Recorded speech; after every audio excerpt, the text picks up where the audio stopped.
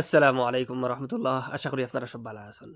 আজকে বহুত জরুরি একটা মাসলা লই আইছি। মাসলা হইল গিয়া, মাসলা দিয়ান দিউন বা মাসলা হইল গিয়া যে দাড়ি কাটা জায়েজ, দাড়ি শেভ করা জায়েজ, শুধুমাত্র জায়েজ না, দাড়ি শেভ করা মুস্তাহাব। আবার কই, দাড়ি কাটা দাড়ি শেভ করা জায়েজ বরং মুস্তাহাব। গুসা করবা না, একটা আমার মাসলা না। বহুত বড় একজন আলিম আল্লামা নবী রহমতুল্লাহ আলাইহি থান কিতাবের মধ্যে লেখরা আছে দাড়ি কাটা জায়েজ, দাড়ি শেভ করা জায়েজ বরং মুস্তাহাব।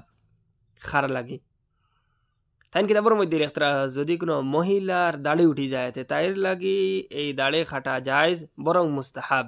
শুধুমাত্র জায়েজ না বরং মুস্তাহাব। তাই এই কাজটা করতো। জেন্ডার হইল গিয়ে দুইটা, বেটাইন আর বেটিন। বেটাইন তোর লাগি দাড়ি রাখা ফরজ, বেটিন তোর লাগি দাড়ি কাটা মুস্তাহাব। আপনার জেন্ডার কোনটা, আপনার দল কোনটা, এটা আপনার আমল দ্বারা বোঝা যাইব যে আপনি মুস্তাহাবের উপরে আমল খতরা না আপনি ফরজের উপরে আমল খতরা।